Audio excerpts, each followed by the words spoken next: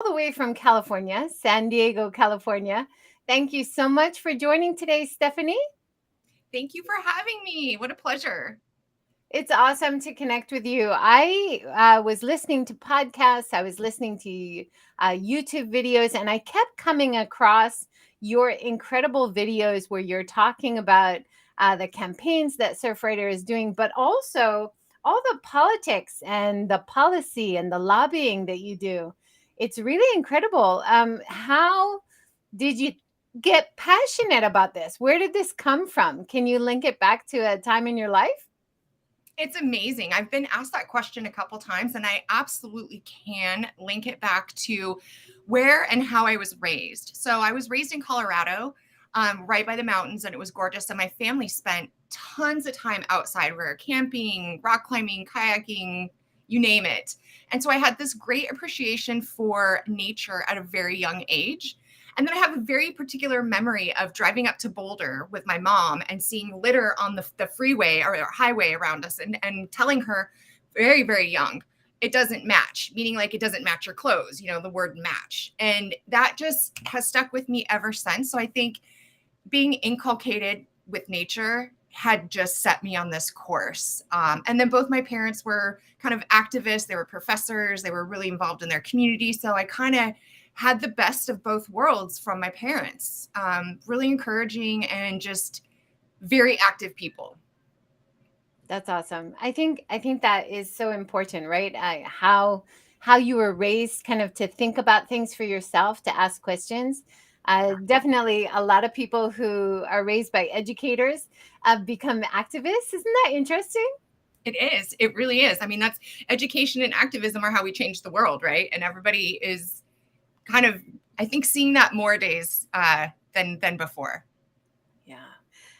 Now, Surfrider started in California, Malibu, I believe, right? This famous Malibu beach in 1984. You are credited on the Surfrider Foundation page, on your profile page, with spearheading the Save the Trestles campaign.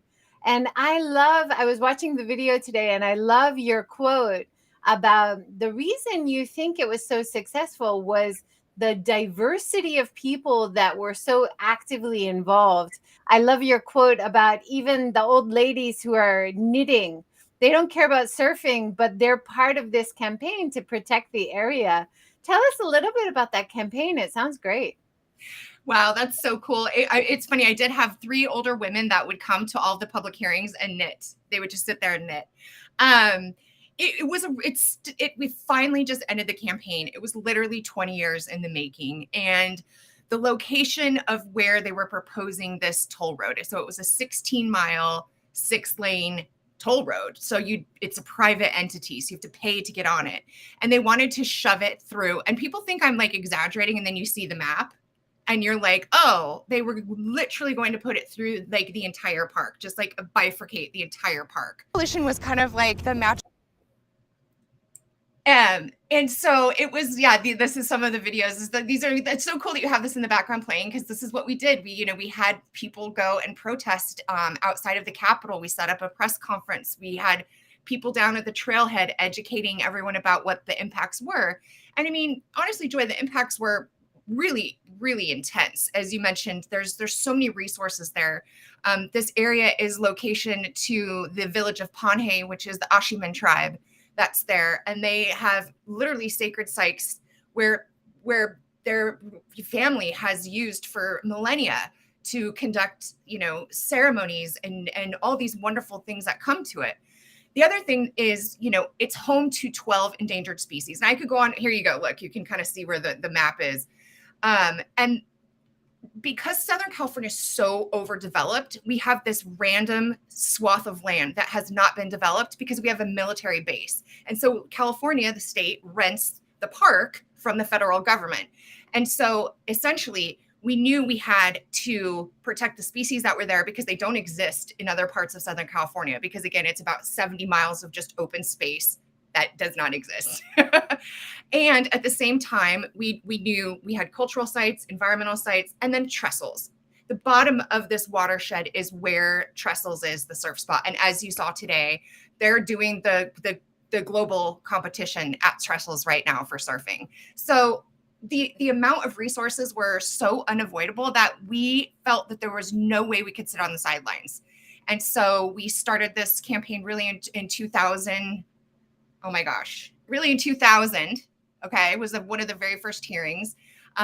And every hearing we had thereafter just grew and grew and grew because it was such an egregious project that it infuriated people. We had people come from Japan, ironically, because there's so many, as you know, we'll get to the Japanese surf culture in a second here. It's tremendous. But yeah, we had people come from Australia, drive all the like rent buses to come across the country to these meetings because it's such obviously a special place. I could go on forever about it, but it really truly is unique. And it was a huge battle. I mean, I didn't think it would last this long.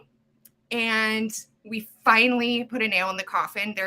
We passed a piece of legislation that forbids any type of road through that park. We also have multiple lawsuits that we filed and settled to ensure that they can't come back again. So we kind of did the litigious legislation and grassroots activism that it really shut the whole thing down. And it was probably one of the highlights of my life, I guess. Kind of sounds cheesy. No, it's so important, and it's so vital, I think, to be passionate about what you do. And you have worked with Surfrider for a long time, and we need people not only out there cleaning the beaches and doing petitions. We need people who understand the legal part and the politics part, because without the policy, without the legal protections, we're going to lose this fight, right? Exactly. Also, I noticed our glasses are kind of matching. Isn't that lovely? I love it. I was searching so long for wooden frame. I didn't want plastic frame. Now I'm sidetracking. Sorry. I know we're live too, but those are amazing. You'll have to send me where you got them. Yeah. Really great Etsy shop. Craftsperson who was in the Ukraine, actually, and he's in exile now. Okay. But yeah, OKTie. I highly recommend him. He's working in another country now. But yeah, lovely.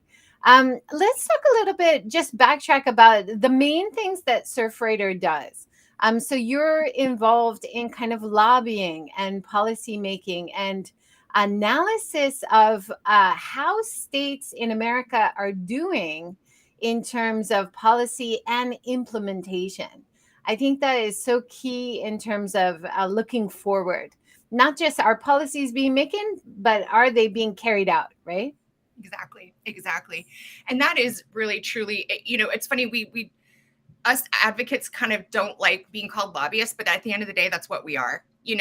We are just not for a big, large corporation. We're there presenting the other side of what some opponents might be. And it is fundamentally the most important really thing we can do to protect our planet is to get involved with laws and policy. So this picture right there is we have an annual lobby day where we go to the Capitol and we visit 160 different congressional offices. We had 150 activists come with us representing BIPOC communities, youth, professional surfers, academia. And then this year, we were lucky enough to meet with the Biden administration. And that was, I think, the second highlight of my life. We surfers have a different perspective because we're in the water. And I think a lot of, by the way, I'm not really a surfer, but I'm just the token dork. But it has this connection to the ocean that a lot of people can't understand. And just even being a beach goer, just being at the beach on a regular basis, just has this spiritual connection. Again, pardon the pun of being cheesy, but elected officials are really into that. They think that surfers are just going to show up and be like Spicoli, and then we all string these words together, and they really listen to us. And it's shocking every single time it happens because, and we had someone who was 20 with us that lobbied the Biden administration, and it was Gina McCarthy. So there's two kind of climate czars underneath the Biden administration. John Kerry, he's the international czar, and then Gina McCarthy, she's the national czar for climate. And so she's in, the cabinet with him. And we were just expecting to meet with her. And then she brought like 10 people with her at the end of the day. And some of my heroes that helped form laws and policies, like the bedrock laws and policies decades ago, were on this call to just hear about what is going on with our ocean and climate change. And that's a whole nother subject we can get into. But to answer your question about lobbying, It's imperative. And when you have these youth and you have people who are authentic coming and showing up, we had someone from REI, which is the sports gear manufacturer. We had people from all over different industries representing the economic forces of it, and to bring that emotional and economic impact. When we left the Biden administration's meeting, they said, can you please come back every week until climate change is solved? So it was very uplifting for this, especially this younger woman who came with us who, just turned 20, because it was authentic. And I think that's the point I'm trying to make here is lobbying is only successful if it's authentic and thoughtful. Yeah. Well, you are doing such a great job in terms of putting the pressure on, but also getting awareness out. And I thought one of the ways that you're doing that so effectively, we're gonna tie this back to Japan issues in a minute, but Yes. I love what you're doing with kind of like a report card for state by state, and looking how policies are being made, implementation is being made. And then this was the report card for 2021 in the US. And I loved hearing you talk about Georgia and how such a big change in a small state that you wouldn't expect. But some states, it's very diverse in how they're handling these issues. But it must be really exciting to see how some states are really taking it seriously. Is that because they're more affected by erosion and storms, and climate change is having a very obvious big effect right now for them? That's a great question. I think you pretty much nailed it on the head. Even though some of those states, so for instance, both North Carolina and Georgia, they actually passed legislation about 10 years ago that banned the words climate change in any type of legislative activity. I know, just set for that for a second. Yeah, Google it. It's amazing. Literally, they did. So it was in statute that you can't talk about climate change. And then to your point, all of these hurricanes, I mean, the back-to-back hurricanes. The other thing that those states are experiencing, which we're not necessarily on the West Coast, is sunny day flooding. So they're seeing, literally storm drains full of ocean water, marine life coming up through storm drains. You saw what happened in Florida, where unfortunately that condo collapsed, but the whole bottom basement was full of salt water. And so it's just seeping up. The East Coast is subsiding a little bit, so that's why they have more sea level rise problems than we do. And it's more of a shallow outer continental shelf compared to the West Coast. So just by geologic makeup and the climate change itself, they are definitely bearing the brunt. And it's very exciting to see their change. So for instance, we monitor on how they do development. Are they building in harm's way? Do they have good development standards, zoning, etc.? How do they manage their beaches with like beach fill? Like sometimes, they'll dump a lot of beach on or sand on the beach and it might not be clean, or they didn't look. We kind of grade them on how they deal with coastal armoring, which is, you can kind of see in one of the videos here too, it shows how when you put up a seawall, it starves all of the natural sediment flow to our beaches and actually starves our beaches. And then finally, we grade them on how they plan for sea level rise. So those are the 4 categories. And Georgia, since you specifically mentioned them, they greatly changed over the course of several years. And one of the things they did is they updated their setbacks for development. So what they had before was a line of trees that would make the demarcation. Now that is so arbitrary. And that is like, I swear, back from like the Civil War days, I don't know. But, in California, we have like, you have to set your buildings back from the coast based on the following things: previous erosion, new erosion, potential 100-year floods, and sea level rise. So, just having a line of trees is a very smart urban planning. So they updated that. They updated all of their sea level rise planning, and they have been the state that has improved the most. They went from an F to a C. I think it's a C minus, but it was very fun to watch that process. What these states do is they apply for monies to the federal government, and the federal government will give them, underneath the Coastal Zone Management Act, my favorite law, monies for them to do what they want with their coastal management programs. And so they do a form that they have to give to the federal government. And they mention there's a few states that mention this report, our report. So at first I thought, it was presumptuous to think that this little report from, this tiny part of the world is actually going to change regulatory agencies, like at the high level. And to see that it is truly rewarding, because it means we're helping. We really are. And that's all we can do, is just be proactive with climate change. So we're hoping that's what this report really does. Yeah. Well, that's awesome. And it's so great to see that progress, and to people in reports actually citing you guys as one of the reasons that probably they got data as well, because that's one of the things that you guys are very active in doing, is actually on the ground at the beaches in the water collecting data as well, right? Absolutely. So we have 5 different initiatives that we run, and I run our Coast and Climate Initiative. And then we have our Clean Water Initiative, which, as you just mentioned, that's where individuals will go out and test the water to see if it's good to swim in. And it's been very effective, very active. I can't even remember at the top of my head how many thousands of samples we've had in the past couple years, just alone in the past couple years. And we engage high school students and college students to set up labs as well, so that they can go out and get credit, take their school, go on a field trip, test for water. We also have our plastic pollution initiative, which, as we all know, is a very ginormous problem, which is also connected to climate, which we'll talk about in a second. And then we have ocean protection, which is to really establish marine protected areas and fight offshore oil drilling. That's the main premise of that initiative that we have. And then finally, we have beach access, to ensure equitable access to our coast, so that there's no private interests impeding public access. And now with climate change, we're starting to see our access is being wiped out left and right, where we're not able to access our beaches. In fact, I did a little show with it's This Week with George Stephanopoulos, and Good Morning America came out. We went to Hawaii, and I was walking up to get to the place that we were being interviewed, and there was no sand for me, and I had to climb up this seawall, and a wave came and almost pulled me into the ocean.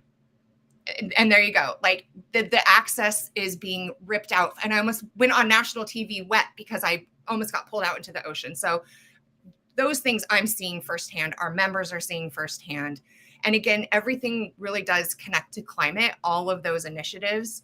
And so we've really elevated our climate change program as the priority for our organization. And it's the #1 goal for our recent strategic plan.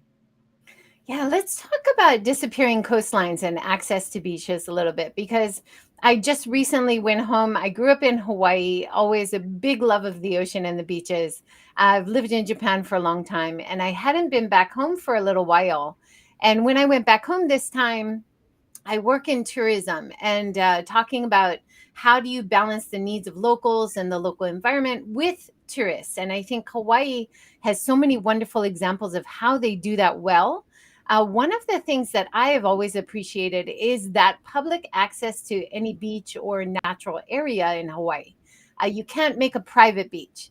You have to have that public access. But exactly like you said, you are starting to see the beaches disappear because of armoring and putting concrete on the coastline, which actually makes the beaches disappear faster.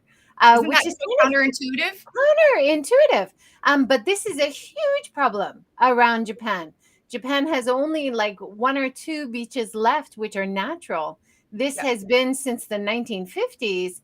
Just putting concrete barriers everywhere has been the status quo. That's the way we're going to fix it. That's the way we're going to protect the coastline. And the thinking now, we know that's not true, but it's really hard to stop this engine from moving forward in the way they've always done, right? That's, oh gosh, I'm like, do you need a job? That's exactly it. No, we're in this predicament with climate change, not just because of climate change. We're in this predicament because of outdated thinking, as you said. For decades, we have built haphazardly along the coast. And you're right, Japan is pretty bad in terms of how much it's armored. We had a conference there with the Surfrider Foundation, all of our affiliates, exactly. And you all have a little bit of, that's more like riprap, as we call it, is just like plunking down rocks or, concrete like that. And when we had the conference there, we took a tour to go look at beaches and go surfing. And of course, we were all noticing how much armoring was there.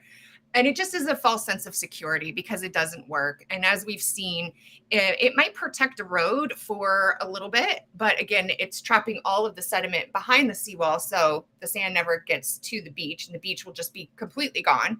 You can see homes where there's a seawall and not a seawall, and there's beach in front of the home that doesn't have a seawall. And you can imagine what's in front of the seawall. So I think it's changing though. I feel this positive energy coming with progressive, proactive planning because climate change is now in our face. Like when I started working on climate change, 10 years ago, it wasn't very as empirical, right? It wasn't in our face. And now we can't avoid it. I mean, look at what happened in Pakistan this week. It's just heartbreaking. Millions of people do not have a home right now. Thousands of people have passed away. I mean, so we're starting to see the uptick in this, and it's changing to your effect of what we were talking about with Georgia. I think it's slowly, incrementally changing our outdated thinking of development standards and then being proactive. So we're like not waiting for a huge collapse of a home, which happened in the North Shore of your home state in Hawaii. A home fell directly into the ocean this past spring. And so we want to get ahead of that, right? We want to help communities avoid that. Yeah. Let's talk about development standards a little bit because I saw that firsthand.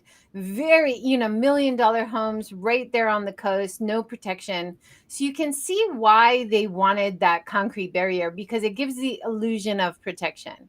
But the whole idea, and I heard you mention this in your other talks, how Zillow, the real estate finder, is actually saying if you buy, you're not going to be able to sell in 5 years because it's a danger to be buying something right here on the coast. And something we have in Japan, when you buy a house, we bought an old house. It's not on the coast, but it is near a landslide zone. And they have all this data that they tell you when you buy a house in Japan, what's your danger status in terms of natural disasters. And I was really impressed by that, and then you're buying aware. And I would assume they have a similar thing on the coast. But this changes because this is like the business economic side, which is putting pressure on development standards, right? Again, you're just nailing everything. Thank you for such great research because everything you're mentioning is so important and you're able to distill it down. Yeah, so what you just brought up for Hawaii. So in America, we have disclosures for sure. So for instance, I just bought a house in a fire prone area. And so I had to go through every fire map underneath my real estate disclosure clause. But there's no state except for Hawaii in America anyway, where you are required to disclose sea level rise exposure. So what the state did, which is absolutely fascinating, and it's funny because California is always like the one who's like ahead of the curve. And this goes to show you that actually we're behind Hawaii on this. And we really are trying to work on passing similar legislation where you have to disclose you're in a sea level rise zone during a real estate transaction. And the way that Hawaii did that is the state did a vulnerability assessment to see if this much emissions goes on, how much, sea level rise will we see? And so they kind of took 3.4 feet of what that would sea level rise will look like. And then they do an overlay around communities to see what homes are in that overlay. And if your home is in that overlay, you have to legally say, my home is in a sea level rise prone area. And again, it's the only state that has it. If you live in a flood zone, they tell you, but it's not specific to sea level rise. And this is game changing.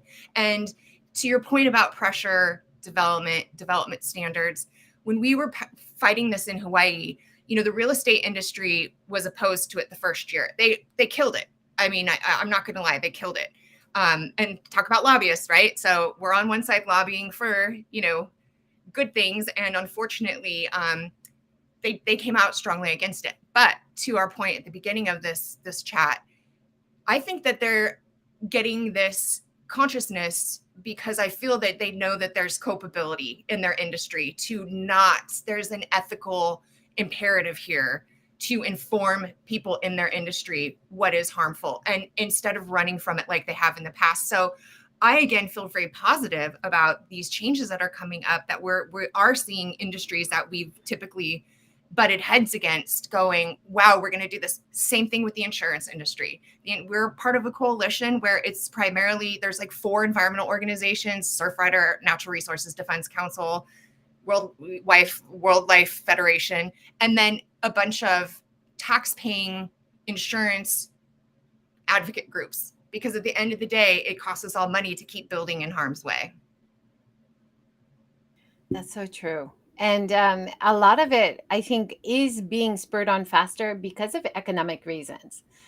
You have both parties in the US saying, oh, we're only, for a long time, we have to think about the businesses. Well, this is so obvious that it's affecting our economy, and it is so closely related to business. You cannot ignore it. But one party is still ignoring it. Now you've had a lot of success actually with big regulations in America, like the Ocean-Based Climate Solutions Act. I heard you talking about this. This is very exciting. This is very exciting.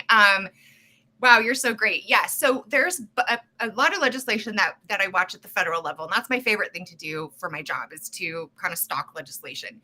And this bill is particularly exciting because it acknowledges the equity issue, to ensure that we have our frontline communities, our tribal communities, our BIPOC communities, and economically disadvantaged communities on our coastlines being at the forefront of receiving financial support from this bill. And so it would help relocate communities who really need to get out of harm's way. We're already seeing tribes move in Alaska and Louisiana. Literally entire communities are having to be moved out of harm's way. So this would prioritize that for those kind of disadvantaged communities. And again, as I talked about, banning offshore oil drilling is a really important thing for Surfrider. We've been working on it for 40 years. It kind of flies in the face of climate goals when you're continuing to do new offshore oil drilling. And so this would put a ban on it. And then blue carbon, which is fascinating, which is things like seagrass, mangroves, marshes. Those type of ecosystems actually pull carbon from the air and trap it inside of their roots and soil beneath them. And they can take out 4 times as much carbon from the air as regular trees on land. So it's, again, restoring and repairing these areas to pull carbon from the air. And really, there's a bunch of other things in there, like ocean acidification, and we're starting to see these harmful algae blooms, which we have right now in San Francisco, where there's thousands of fish dying every day. And so it's a really great bill. And then, as you know, we just passed and Biden signed the Inflation Reduction Act. It's not perfect, but it makes about a $370 billion investment into coastal restoration and to help communities plan for sea level rise. So we do have some good things going for us. We just need to get this bill out of the House, is where it is, past the House into the Senate and have it signed. It's a bigger feat than how I just simply explained it. But there's a lot of good pieces of legislation that are coming out because of this administration that we're very pleased about. And that some, because we're bipartisan. We're not here to chastise or shake our fingers at any party. But we're just really happy that the senators came around to do, again, this is a moral imperative at this point. This is all ethics and morals. When we have so much empirical evidence of climate change, it shifts to a morality issue. Yeah. And when you have that economic tie too, and businesses are seeing how, especially tourism, is like a no-brainer, right? Like it's really impacting plastic pollution and sea tides rising and our beaches disappearing. Tourism's a huge industry for Hawaii, for Japan, for California, a lot of places along the coast around the world, right? Yeah, exactly. And I mean, roughly in just America, and I think the statistic is pretty similar globally, but roughly 40% of the population lives within a coastal zone. I mean, that's a staggering number. So it is that economic factor. It is the tourist factor. I mean, one of the beaches that I've been going to forever, we're starting to see south swells come in, which is a normal process of how the ocean works with the ocean currents. And, we have them in the summer, they come up. But the past 5 years, these swells are wiping out literally entire swaths of beach. There was a place that used to have a basketball court on the beach. It took the entire basketball court into the ocean. There used to be like concession stands, same thing. So it is impacting tourism and all of our economic bottom lines for these coastal communities where almost half of Americans live. And then you've got people in policy who don't really understand the recent science, who say, okay, let's just put big concrete walls up. That's the knee-jerk reaction. So it's so great that you guys have the accurate science and can talk to policymakers and say, actually, that's not the best way. Let's think about more natural methods to stop erosion. We mentioned the tetrapods. I think another connection between Japan and America, which I saw firsthand on the beaches when I was there. We have a lot of plastics in the fishing industry in Japan. In my area of Hiroshima, it's really big oyster industry. And I saw those plastic tubes on the top left of the screen, which I know are separators for the oyster industry, for the floating oyster beds, which we have by the tens of thousands in my nearby seas. And I've seen the oyster industry people putting it in and taking it out, and many falling away. And we pick them up by the thousands every month when we do beach cleanups. And I found it on the beaches in Hawaii. And that, to me, it was like, because I'm where the tap is that we need to turn it off. Everybody who cleans beaches in this area knows it's a problem in this area. But how do you, and we're connected, right? You're in California. I'm in Hiroshima. We're connected by the seas. These are our common oceans, our common problems. So every fight that you guys are fighting is helping us, and every problem that we're creating and vice versa is hurting you guys. So it seems strange to talk to you in America, and how does that relate to Japan? But the ocean, it's all connected, right? It affects everyone.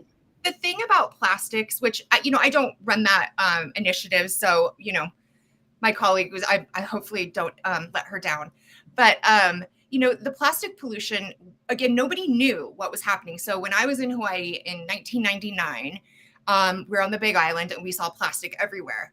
And at that point, nobody understood that we had the 5 gyres that was trapping, and I'll get into that in a second. And I just thought it was people taking boats offshore and just dumping plastic. We didn't realize that the majority of plastic is coming from land. It's being sucked out into our oceans through storm drains, through direct connections. As it gets into the ocean, it gets pulled into what's called a gyre. And there's 5 of them in our ocean around the world. And it acts kind of like, when you see a toilet flush, how it just kind of circulates. And so what's happening is all the plastics being trapped in those gyres, and then they're being released in bands. And unfortunately, Hawaii and Japan, you guys really get the brunt, and parts of Alaska as well, really get the brunt of these gyres kind of dumping the plastic that they've been accumulating. And so Hawaii is in the path of that. And that's why it's so bad in Hawaii, and it's absolutely frightening. But the other thing I think is really interesting about the plastic pollution is that it's greatly related to climate change, just simply for greenhouse gas emissions. When they're doing the drilling to get fossil fuels to make plastic, where there's also methane leaks that are coming out. So in order to make plastic, you're using all these really resource intensive mechanisms. And then you get to once you've got the plastic, then you're refining it and making it into, and those emissions are, in 2015 alone, there was the emissions were equal to 45 million vehicles driving for 1 year. That was just 1 year of emissions from the plastic industry. And then, of course, the end of the life cycle is ridiculous, because what's happening, which to me I think is the most frightening part of this, of the life cycle of it, is that a lot of folks are burning the plastic now. So America used to ship ours over to China, and China stopped accepting our recycling. They actually shipped back a boat full of plastic. You should watch Trevor Noah from The Daily Show. He does a great little blurb on it. And one of our employees got on the show to talk about it. And so because there's no room anymore in landfills, we're burning it, which again, massive greenhouse gas inducing problems. And then when it goes into a landfill, as you know, landfills produce methane. And methane is honestly the deadliest of greenhouse gases. So it's just this vicious cycle. And, it's really quite frightening, the last statistic I'll say with plastics is that we would say that by 2050, it would be like running 615 new coal power plants, just the emissions that come from the plastic industry. I mean, it's staggering. It is staggering and overwhelming. And, even in Hawaii, Japan burns most of its plastic. Very little is actually recycled into anything else. But the image is everything's being reused. So I can use this PET bottle because it's going to be reused into something else. It's like less than 20% is actually recycled. Most of it is just burnt. And you can't use that ash because it's toxic. So it has to go in landfill. And then the only information you hear about incineration is, oh, but it's creating energy. Let's think about all the data and all the things along the process. That's not enough energy. We need to rethink our infrastructure. And I think infrastructure and regulation, that's kind of your wheelhouse, right? Yes. That's where you focus and that's where you live. When I talked to Ian Urbina, who did the Outlaw Ocean book and the organization, I was talking to him and I was like, in your book, you talk about everything, all the problems happening on the ocean that nobody is looking at, but it's overwhelming. It's huge. How do you move forward in your organization? And I want to ask you the same question, Stefanie. Everything is overwhelming and huge. How do you choose what to focus on to move forward? That's a really important question, because if we don't act strategically, then we burn ourselves out. And that's the world that we're in. I mean, you're in sustainability too. There's this thing called climate grief, right? Like literally college kids actually are putting that when they talk to therapists about they have, climate grief. And so it can be overwhelming. And so being strategic and focusing on what we're good at is what we decided to do. So, there's other organizations like Sierra Club and Greenpeace that can focus on the emissions. Now we talk, like I just talked about emissions for a very long time. We care about them, but we're not really a clean air organization. We're an ocean organization. So we focus on climate change adaptation, helping those local communities adapt to sea level rise, protecting all the blue carbon ecosystems we have there. And you touched on it earlier, is using nature-based solutions instead of our typical armoring. And you know what? Before climate change was so ravaging, we were already doing that, right? We were advocating for don't build so close to the coast, don't armor, and so we've all been doing it very well for 4 decades. Now we just do it through the lens of climate change adaptation. So we had to be really focused on that. And believe me, we get some slack. I mean, people, now that we're growing hugely as an organization, I mean, we've just exploded in the past 7 years. We're very much international now. Like we're all over the place. And, we get slack from people like, why aren't you talking about meat? Why aren't you, telling everybody to just become vegans? And why aren't you talking about like coal power plants? And because we have to focus, because we will burn ourselves out and we will get nothing done. It's kind of like the jack of all trades or the Juliet of all trades, just running around doing a bunch of stuff and never feeling like you're completing anything. So, and then we just did a strategic plan where we really did like a very deep dive into how we're going to do that. We identified strategies and we were very meticulous. We had consultants help us do it for that reason, so that we are strategically focused. That's so important. One of the things I heard you talking about is the 30 by 30. Yeah. So the 30% reductions. Well, you tell us about it. You're the expert. Yeah, well, I'm so glad you put that up, because this is the 2 statistics I think are super important. And I say it to everyone when I give presentations. If you don't leave with anything from this podcast, leave with these 2 statistics. The ocean has absorbed 90% of the heat that's been trapped in our atmosphere because of global warming. And it's the equivalent of like 4 Hiroshima bombs going off every hour, the intense energy that's within our ocean. And of course, it's also pulling carbon and sequestering it, not in a good way, in a bad way, on our oceans. And so our ocean chemistry is changing. We're starting to see ocean acidification, more coral bleaching, because the ocean is too hot and it's acidic now. And so in order to have the ocean bounce back, what we need to do is establish where we protect 30% of our waters and land, so that we can ensure that if you have an ecosystem where you can't fish, do offshore oil drilling, do other things within that protected area, the areas grow back. There's so much data to show when you have a marine protected area, the kelp grows, the flora, the fauna, the biomass just in general, and then of course the amount of species that are there explodes. And so when you have these really high functioning coastal and ocean ecosystems, they're able to withstand, sea level rise a little bit more, or maybe a hurricane a little bit better, or a tsunami for you all. And so that's why if we can protect 30% of land and 30% of our waters, it gives grace to the planet to be able to respond to the climate crisis that we're in right now. And again, we've had some fantastic results. We've worked on marine protected areas all over the country. And in California, we helped establish them. Here you go, exactly. And it covers 16%. We need to increase that to obviously 30%. So those little dots you see on the side there are all different marine protected areas from Canada down to Mexico. We have them in Oregon and Washington as well. So it's a really great way to, again, have those ecosystems absorb some of the impacts and give nature a little bit of grace. Yeah, it's awesome to see. And these marine protected areas, I know you were talking about the different stakeholders, and that it's very difficult to get different stakeholders to all agree, of course, because everybody's got different priorities. They're very focused on what they need individually. How do you get people to agree? That's another strategy that you guys have to use a lot, right?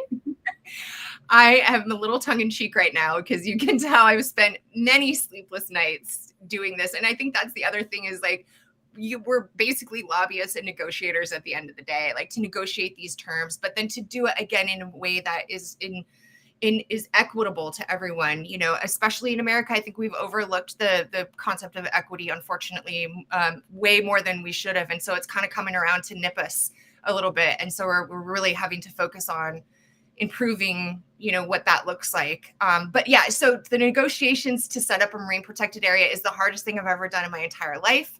I had fishers screaming at me, calling my house, yelling at me, stalking me outside of, public hearings. And what Surfrider did is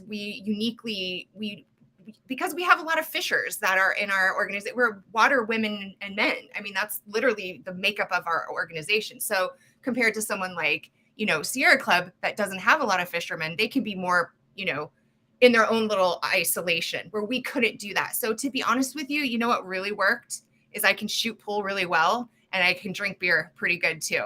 And I would meet I'm not joking you, I would meet these fishermen at bars and play pool with them and say, where do you not want a marine protected area? And I'll see if I can go back to the state and to the other environmentalists and say, can we carve out this section for fishing? And so we took what some would call the middle ground, and it was the hardest thing to do, where some of the more radical, either fishermen or, environmentalists, they just really were in a completely different spot than we were. But we got some of the best marine protected areas established. And again, not to pat Surfrider too much on the back here, but, we've received feedback that if you guys hadn't jumped in here and met with the fishers, this whole process would have been so much more tremendously painful. And I was like, well, easy for you to say. You were not at all the bars shooting pool. But then here's the deal. Here's the beautiful silver lining of everything here. A lot of those fishers I became friends with, because when you authentically meet with someone, they want to continue to be friends with you and work with you. And so it went from me bawling and crying and hiding in my car to these guys becoming like my brothers. We did an underwater cleanup with them. They wanted to do that. They said, hey, we want to help Surfrider. You helped us. And so they were in their scuba gear, diving down. So it did come full circle, but with a lot of hard work. Yeah, and I can tact. imagine. But it's that, being side by side with people that you might disagree with, but trying to see what their issues are, what their priorities are, and trying to explain to them in a way that they see your priorities are actually more aligned than they thought. that you're actually watching out for them as well, right? Like it's not just you're trying to take something away, you're trying to help them be more resilient in the future as well, right? Exactly. And that was really, thank God we have the data from previous marine protected areas, because it's called spillover, which is that ecosystem that's been protected where no one can fish and do harm's way. The fish get so populated in that area, they leave that ecosystem and they spill over. And so there's been an increase in fishing outside of marine protected areas because that ecosystem is so lavishing. They're leaving and going to other places and then able to be fished. So it really is. And I think, honestly, Joe, I don't want to undervalue this, because the world we live in with politics now, I mean, especially in America, it's a little bit different. We need to be sitting side by side with people, and there's just not enough. And there's two reasons I think it happens. I think it's really hard to do that. It's very challenging. It's much easier to go your own way and not have to do that. So I think there might be a little bit of laziness in terms of why that's happening. And honestly, I think people don't think that they can make a change. And then when I've had so many activists and advocates come to me over the years, and again, for the Trestles toll road, my older ladies out there, knitting, they were making stuff, and it was like they felt like they could make a change. And so I just want to leave with everyone, you can make a change, and it is very simple. I mean, it's as simple as, again, not buying single-use plastic because it comes from fossil fuels, which are contributing to climate change. Just right there, you've done something good, both for plastic pollution and the climate. So little bits, little pieces, and then getting involved with your local community. You talked about doing beach cleanups. Our Japan Surfrider does beach cleanups all of the time. They're out there. And again, it gives that people just that sense of worth and movement and activity that is part of the human condition, that we really need to have. So I can't, overstate to your listeners how cool the Surfrider Japan is. And I want to really briefly, before we go, talk about, the surf culture. And I was so surprised to see the obsession with surfing in Japan. It is amazing. And it's amazing to see a lot of Japanese surfers come to Trestles. That is like their mecca.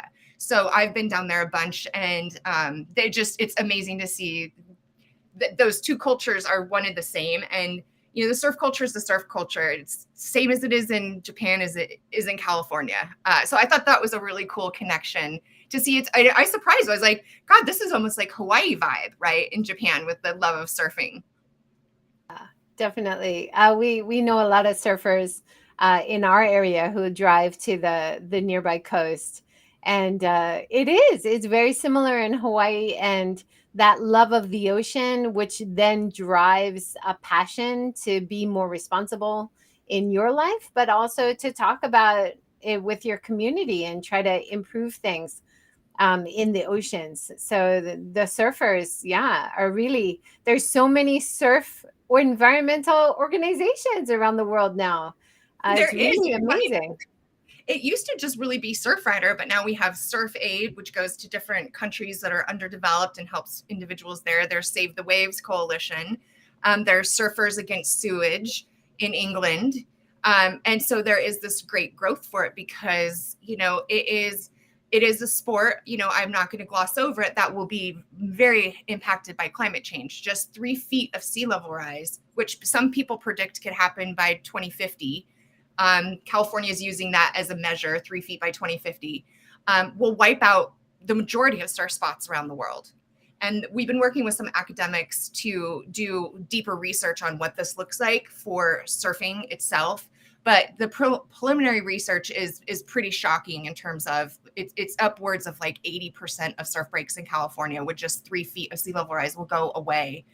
So again, it goes back to tourism, economics, and the need to get ahead. It's all those things are interlinked, as you know. I mean, yeah. No, so important. One thing I noticed about Surfrider Japan, I'd love to get a contact from you, someone I could talk more specifically about what they're doing in Japan. But one thing that I did notice they are doing is they're taking water samples all over the coastlines of Japan and testing for chemical oxygen demand, and sewage indications in E. coli and other tests. Is that standard, like in the work that you guys are doing in California and other areas as well? Yeah, it's very standard. In fact, I feel remiss not mentioning that Japan does the water testing. Yeah, we have water testing all over the world now. Our most recent chapters in Senegal, Africa. So, that's one of the easiest programs to get involved besides beach cleanups. Because again, it's that tangible feeling of helping. And unfortunately, and especially in America, I'm not quite sure about Japan, but a lot of our state and federal agencies don't have a lot of funds to do the testing itself. And so it really is left up to individual communities, either a municipality or us, people like you and I, who are going to go out there and pick up the plastic and test the water. So, and it's incredible, not only just for, exploration, especially because the kids really love it and it's got this science and they really connect the science and it's just such a great educational form, but it's 100% useful, right? Like, if you can swim there or not, or go surfing there or not. And so it's that kind of real time, instead of waiting, for results or whatnot. So it's wonderful that Japan is doing it at a deep level as well. Yeah. So having that data from the science that you're getting from volunteers who are taking samples, and then at the cleanups as well, counting the types of waste that you have and having that data as your database, which is then used in lobbying, right? Oh my gosh, you're connecting all the dots for me. I'm like, please come work with Surfrider. That's exactly it. And you know what? Sometimes our volunteers are like, you really want me to count all the cigarette butts? And we're like, we really want you to count all the cigarette butts because it's the most littered item in the world. And we want to show the numbers for it. And so, yes, we call them citizen scientists, right? That's what they are. And if Google it, I mean, it's a huge burgeoning field where you are a scientist, you are collecting the data. And we're doing something similar with, a surf fin. It's called Smart Fin.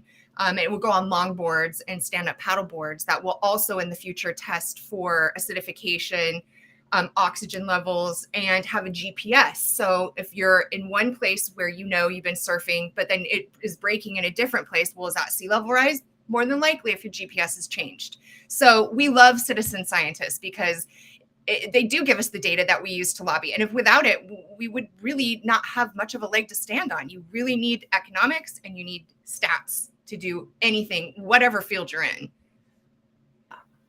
That sounds really exciting. New innovation that's going to give you more data, which is usable.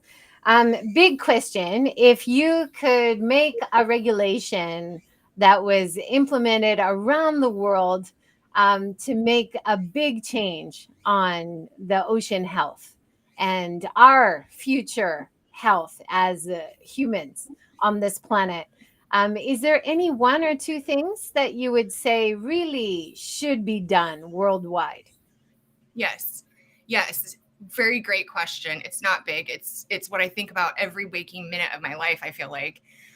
Well, again, looking through Surfrider's lens and a coastal lens, we need our governments around the world to create funds for managed retreat. And what that is moving infrastructure out of harm's way. And California just had a piece of legislation. It didn't pass, unfortunately, but we're going to make it pass, where someone's home who's at the sea is being exposed to sea level rise. The state will rent it out for the homeowner and then until it's no longer inhabitable. And then they will take the monies and try to make the homeowner whole and help them purchase a new home and remove that home. And as we saw in Florida, and we're starting to see in Hawaii, as I mentioned before, we're seeing infrastructure falling. And look at what happened in Pakistan. Moving people out of floodplains is going to be critical, even if it's not by the coast. As our climate warms, the atmosphere warms and it absorbs more rain and water and precipitation. That's why we're seeing and it's going to continue to get warmer and we're going to have more rain. So moving people out of harm's way, we need to have a universal international managed retreat program that helps the disadvantaged first as a tier. And where we make them whole. New Jersey has a great program after Hurricane Sandy. They purchased a lot of homes that were in lower income communities. So you have a tier system and you identify places that are most vulnerable, not only from, nature and climate change, but most vulnerable from a socioeconomic standpoint. And that will give people a sense of security because as you mentioned with seawalls, they think it's secure, but it's not. We need to get out of harm's way. So that's the first thing I would do, is establish a funding mechanism, and ensure that that can happen. And then obviously to just, and I know this one's very outlandish, but to stop all greenhouse gas production and switch to renewables within like 10 years. Like it needs to happen fast. So those would be my two favorite things. Probably not very popular or like the most exciting, like I'm going to give everybody lollipops, but yeah. But I think there's more people that would listen to that and say, yeah, maybe we really do need to do that. Whereas even a few years ago, people would be like, that's outrageous. We can't even consider it. So I think now climate change is so much in our faces that it's impossible to deny that it is happening. And we're kind of playing catch up right now. So we know we have to move quickly, right? That's exactly it. We are playing catch up. And honestly, Joy, if we were to stop all greenhouse gas emissions, like right now, there's still going to be continual warming because as it works with the atmosphere, it just sits there, it becomes like a blanket, has a greenhouse gas effect. So yeah, we're not only behind the 8 ball, it's continuing to roll really fast past us. And we really need to catch up. I love that analogy. It's a big catch up time for us right now. Yeah, so important. Are there any things you're doing in your own life to try to decrease your carbon impact? I visited the zero waste town of Kamikatsu in Tokushima, and I realized I needed to compost. And so I came back 100% composting in my family, to the resistance of my family, but now they're used to it. Are there any things that you've been like, oh, I have to change that in my life too, and you've done something? Yeah. So I actually did a major spending initiative for solar. I just get so inundated with climate statistics on a regular basis, and it really comes down to emissions. And so I purchased solar. I saved up all my money that I could. I drive a Prius. I really I'm pretty much vegan at the end of the day. I'm a vegetarian. I like cheese, but I really try to curb that because again, the meat and agricultural industry is a big contributor to climate change itself. The other thing that we're doing right now at Surfrider, I'm so glad you asked.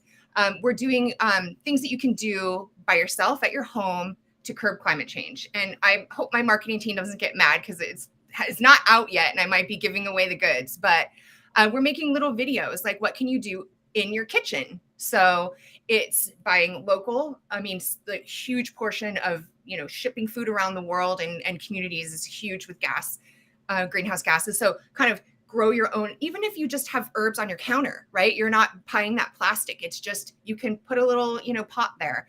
Having a Monday meatless day, composting. Food waste is a huge problem. So we're giving individuals things that they can do in their kitchen.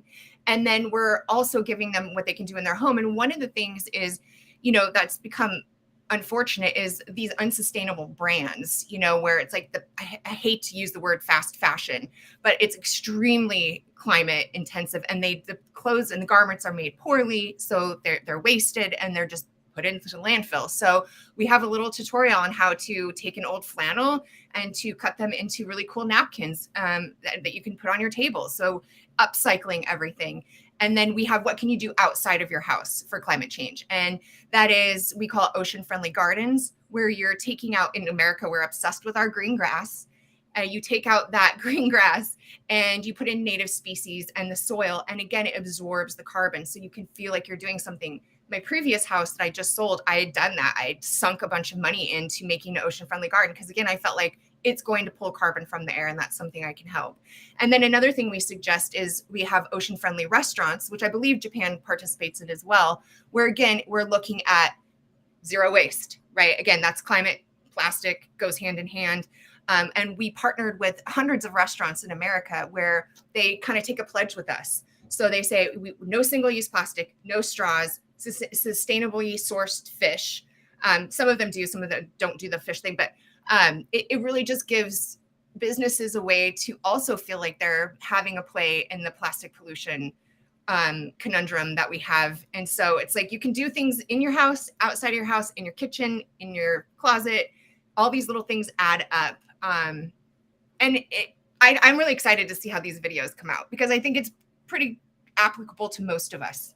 Yeah, absolutely. And I think, like you have talked about doing so well, is standing side by side with people and seeing in an empathetic way where we are. Where are you? I want to help you. I'm not going to wag my finger at you. I'm going to say, "Okay, where are you? You could do this and that would be a little bit better." Like, people just feel lost and overwhelmed. So I think what you said about doing short videos, that's a great way to inspire people to just try step by step, little changes. Oh, that's not too hard. Okay, maybe I can continue that, right? Right. Yeah, exactly. And for the napkins, like if you don't have a sewing machine, which I love being a seamstress, is something my mom was like amazing at and I learned. So I'm lucky enough to have one. But if you don't, you can go and do hand stitches. Just Google really cool hand stitches that are out there, and you just need a thread and a needle. So we're trying to distill it down to every single one with whatever kind of resources they might have. Awesome. Well, thank you so much, Stefanie. That is our hour. What a wonderful conversation. So many great insights from your work in America, but it's, like we said, very connected to Japan, very connected to all of us around the world, no matter where you are. If people want more information, can you tell us where they can find you? Yes, go to surfrider.org, and then you can click on our affiliates and you can go, it will take you to Japan and Senegal and Europe. So you can see all the different places we're working around the world. And the best thing is just to join a local chapter. I mean, that's the great thing about Surfrider, which people do have the assumption, like, we're great partiers and throw great parties. We do. And our chapters do fun stuff. They'll go out to a beach cleanup and then they'll go get beers, or they'll go shoot pool, or, it's a very communal feeling. So it is that feeling of we're all in this together. And so it's fun and it's meaningful. And I think Surfrider is really unique. Again, not to pat ourselves too much on the back for that, but we pride ourselves on doing that. We pride ourselves on being inclusive and making some work fun that could be sad, and kicking some butt while we do it. Awesome. On that note, check out Surfrider in your area. And if you are doing cleanups and other activities, and you do care about policies in your area, there's a lot of great information on your social media as well as your website. Everything can be linked from surfrider.org, right? Correct. Awesome. Well, thank you so much, Stefanie, and have a great day. This was so wonderful. It was so lovely to talk to you. Let's stay in touch, because I want your glasses, and I just think you're amazing, and your show is fantastic. Thank you so much. Oh, thank you so much. We'll have you on again and get an update in about 6 months' time, because things are changing. So how about you come out there, because I've never been to Japan. Yes, please come. That would will. be wonderful. All right. Thanks, everyone, for watching. Have a great day. Take care.